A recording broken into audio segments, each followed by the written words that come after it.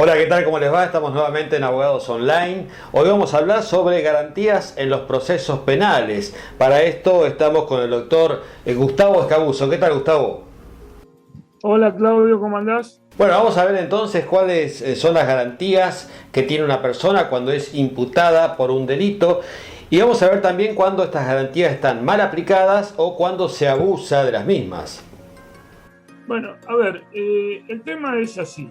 Nuestra constitución, a nivel federal, pero tiene su correlato en la de la provincia de Santa Fe, remarco, estamos hablando en el ámbito de la provincia de Santa Fe, pero también en cierto modo general, porque todas las constituciones provinciales tienen un artículo que reproducen en mayor o menor medida lo que dice el artículo 18 de la Constitución Nacional, que dice que nadie puede ser obligado a declarar contra sí mismo. El principio de inocencia, es decir, toda persona es inocente hasta que se demuestre lo contrario. El non bis in idem, vale decir, si a mí me inician una causa penal y la archivan, no pueden reabrirla por la misma causa. En todo caso, quien investiga o quien acusa tendrá que encontrar nuevas pruebas que le permitan él reactivar la causa, pero si se archivó definitivamente porque no había pruebas, no se puede reabrir. O sea, en latín quiere decir, en castellano, la traducción de ese latinado es nunca dos veces lo mismo. Son todas garantías que están previstas no en la Argentina. Tengamos en cuenta que esto viene de la Constitución americana y a su vez viene de la Declaración Universal de los Derechos del Hombre y del Ciudadano, fueron consagrados en 1789 con la Revolución Francesa y antes, en el siglo XVII, con la Carta de Ciudadanía Inglesa. O sea, esto viene y a su vez el antecedente más antiguo es la Magna Carta que los varones le hicieron firmar al rey Juan sin tierra de Inglaterra en la Edad Media. O sea, son principios que son innatos a la persona. Por ende, cuando esa persona es imputada de un delito, lo primero que rige es el principio de toda persona es inocente hasta que se demuestre lo contrario. Esto traducido en el accionar judicial o policial implica que el Estado, a través de sus organismos para investigar y resolver un delito, no puede cometer otro. Porque si es así, nulifica cualquier prueba obtenida ilegalmente. Esa obtención ilegal de la prueba puede ser por tortura o porque allanaron un domicilio sin orden de allanamiento. O, mira hasta dónde yo lo extiendo, tengo un baúl cerrado en mi casa donde supuestamente estaría el material incriminante. Si no tienen una orden judicial para abrir ese baúl y con eso obtienen la prueba que me incriminan, yo como mi abogado defensor puedo plantear la nulidad de esa prueba. Lo mismo dentro de mi auto, porque existe lo que se llama un ámbito razonable de intimidad.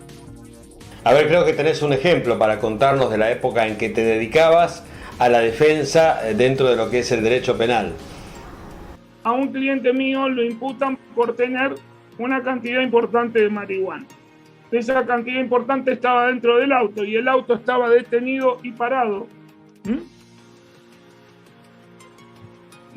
La policía va, lo detiene a mi cliente antes de que yo asumiera la defensa, se entiende, esto fue previo, y le encuentran una determinada cantidad de marihuana que era mucho mayor que la posibilidad que sea para el consumo personal.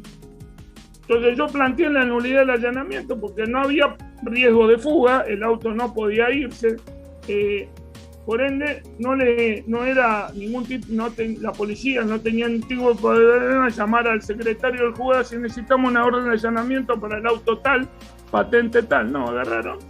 Como ellos vieron algo que presuponían que era marihuana, para mal de peores, los testigos eran los mismos policías y ¿cómo se llama? Y quien analiza el material secuestrado es la gendarmería, que también responde al juzgado. Entonces, imagínate por un minuto que eso fuera plantado y mi cliente no llevaba nada. ¿Cómo sé yo que realmente le secuestraron eso?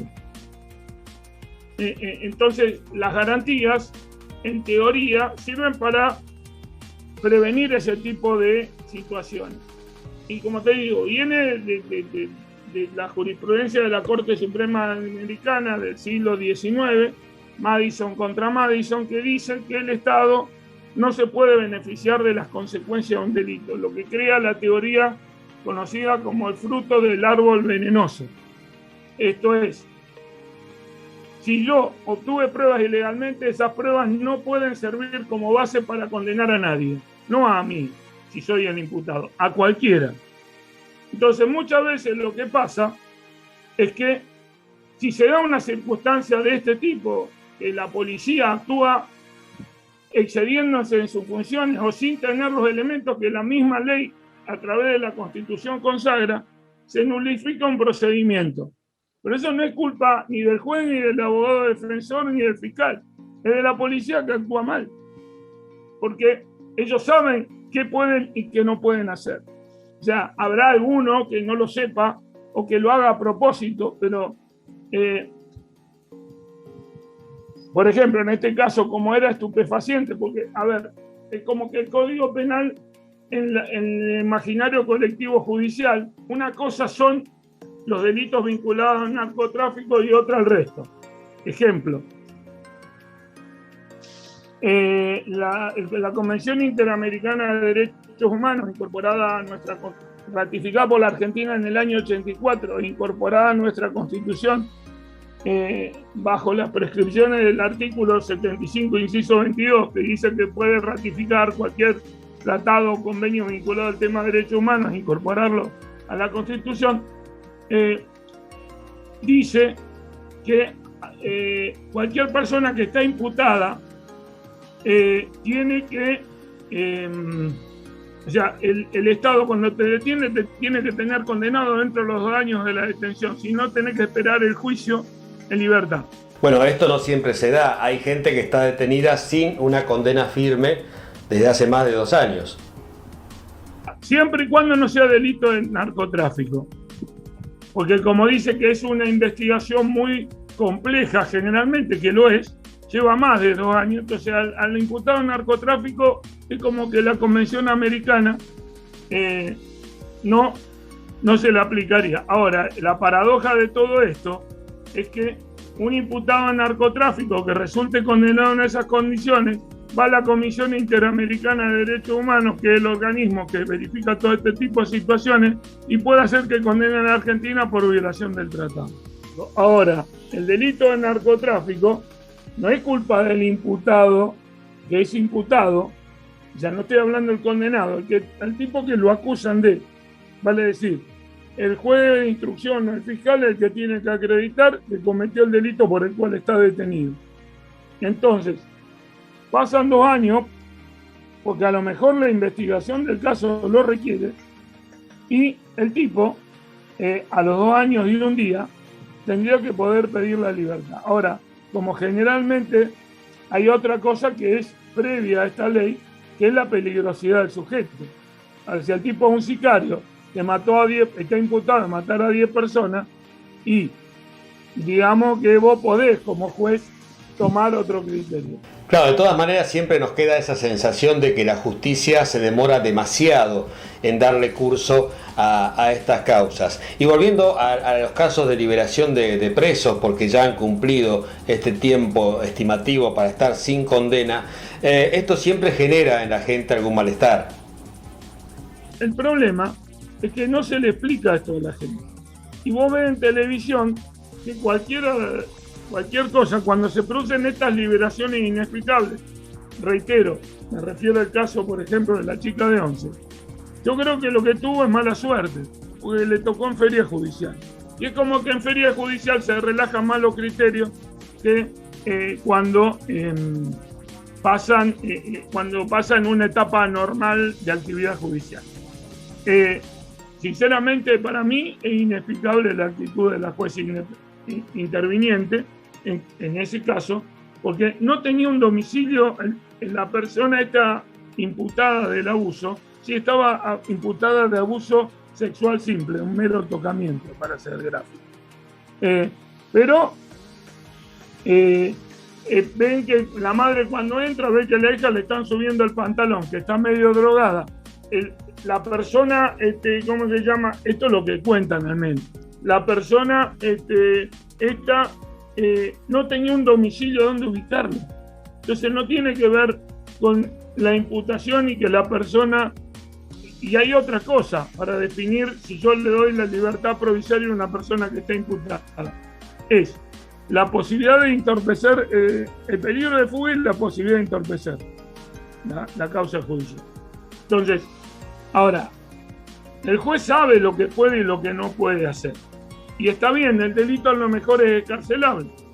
Pero si la persona es peligrosa porque en su actitud tuvo una actitud peligrosa, y yo lo puedo dejar detenido por el tiempo que lleve hasta la audiencia imputativa acá en Santa Fe, por ejemplo, y después definir si hay prisión preventiva o no, con más elementos en la causa. Pero en el caso una invitación a quedar impune. ¿Por qué? Porque si había, como dije, rastros de semen o algún rastro que lo incriminaba a este buen cristiano, y no es ni buen ni cristiano, creo que es una mala persona, por no decir otra cosa, en respecto de los que puedan ver el video.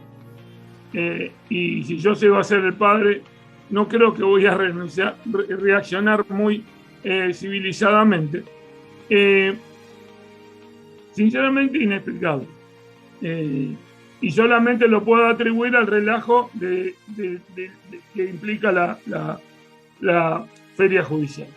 Bueno, realmente asusta, indigna que en casos como este, donde las pruebas condenan, y además el método que utilizó, el modus operandi de este violador, habla de una premeditación para hacer el delito. Entonces, una persona como esta, me parece, no puede dejarse libre bajo ninguna circunstancia. Este tipo se lo libera porque está imputado a un delito que es netamente excarcelable, como es el abuso sexual simple. No tiene antecedentes, pero le dice, y dígame su domicilio, y el lugar donde yo atendí a esta chica, o sea, como que vive en el mismo lugar de trabajo. Obviamente lo liberaron y el tipo desapareció de los lugares que se solía frecuentar. Lo agarraron, ahora está detenido, porque se dieron cuenta de la burrada que cometieron. Pero vos me entendés que si había algún rastro en el lugar del hecho, podría haberla hecho desaparecer perfectamente, porque pasaron un par de días hasta que lo detenieron. Entonces puede contratar a alguien para que lave todo el lugar. Entonces eso no tiene que ver con la garantía del imputado, tiene que ver con la actitud de desidia que pueden tener algunos jueces. O sea, por eso digo, una cosa son las garantías que cualquier imputado tiene en una causa penal, otra muy distinta la actitud que toma el juez ante eso. Digamos entonces que las garantías que puede tener cualquier persona son relativas a la gravedad del hecho que haya cometido y también a la peligrosidad de esta persona. No es lo mismo ser el autor material de un hecho que un partícipe necesario, o sea, hay distintas escalas. Entonces, conforme eso también se elabora la posibilidad. A ver, un tipo que está imputado de homicidio no sale, por más que no tenga antecedentes. Perdón, 6 años, no 8 años. Digo, porque 8 es la mínima imputación del homicidio. Pero lo que quiero decir, todo este tipo de cuestiones, el juez la tiene que merituar, pero no por digamos, la trascendencia pública que pueda tener el hecho, porque es lo que tiene que hacer. Porque el juez, en mi humilde opinión, es primero juez de la Constitución, ya sea nacional o provincial, en el caso de los provinciales, o de la Constitución federal, en el caso de los jueces federales, y después ver las leyes siguientes, el Código Penal, el Código de Faltas, si fuera un tema de falta. Ya, entonces ver que quien llevó adelante el procedimiento que generó la causa no haya cometido una ilegalidad, porque si no es su obligación declararla a él, y si tiene que anular la causa, anularla, por más jodido que sea el delito que se está investigando. Y ver si es competente aparte. Pues yo no, ¿cómo se llama? Vamos a partir de la base Está bien, en el caso de que se pierdan algunas pruebas y hay peligro en la demora, un juez puede adoptar medidas urgentes aunque no sea competente y después remitirla al juez que sea competente para que continúe el trámite.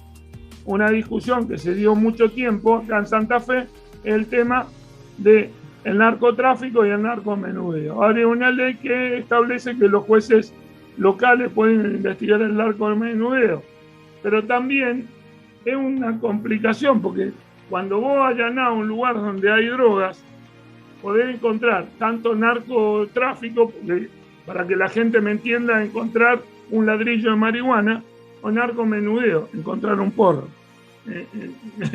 ¿Me entendés? O sea, entonces, bueno, pero todo eso tiene que ser hecho en legal forma. Pues si no se hace en legal forma, ahí sí, los delincuentes que generalmente los económicamente poderosos tienen para pagar abogados caros y que se dedican a eso, pueden anular una causa penal por más culpable que sea la persona. ¿Y eso por qué? Porque el régimen legal que tenemos en nuestra Constitución desde 1853. Sumado a todos los tratados de derechos humanos que hemos ratificado e incorporado a la Constitución. Ahora, esto no quiere decir que el juez... existen otras normas que son complementarias, como son los códigos de procedimiento. En el caso de la chica esta venezolana, la peligrosidad del hecho cometido o la posibilidad de hacer desaparecer elementos de prueba. Repasemos entonces cuáles son los derechos básicos que tenemos todos los ciudadanos ante el hecho de encontrarnos involucrados en un hecho delictivo del cual se nos acusa hasta tanto se demuestre nuestra inocencia o nuestra culpabilidad. A mí me detienen. Suponete que puede pasar que te detengan en la calle o que te detengan en tu casa, ¿no? Entonces vos vas y te llevan a declarar ante el fiscal, generalmente ahora acá en la provincia de Santa Fe. En ese caso, lo que vos tenés que hacer es permanecer callado. ¿Por qué? Porque por más que te asignen un defensor de oficio, porque dice... usted tiene derecho a permanecer callado, un poco lo que muestran en las series americanas, ¿no? Todo lo que diga puede ser usado en su contra, usted tiene derecho a un abogado y si no, el Estado le pondrá uno a su favor. A uno gratis hasta que usted pueda designar uno. Bueno, el tema es que yo no tengo si no sé de lo que me están imputando, no pude ver los elementos de prueba, aunque el fiscal me lo puede mostrar en el momento que voy a declarar, yo puedo opcionar por permanecer callado y recién declarar cuando yo estratégicamente mi abogado o abogada defensora elija hacerlo, porque conviene a mi estrategia de defensa. Y con esto no estoy violando la ley, aparte lo de permanecer callado sin que implique presunción alguna en contra mía. ¿Me entendés? Ya, usted si no, porque muchos dirían, y bueno, pero si usted es inocente, ¿por qué se queda callado? Y este es el error que cometen muchas veces algunos periodistas cuando dice, presenta un escrito o no declara.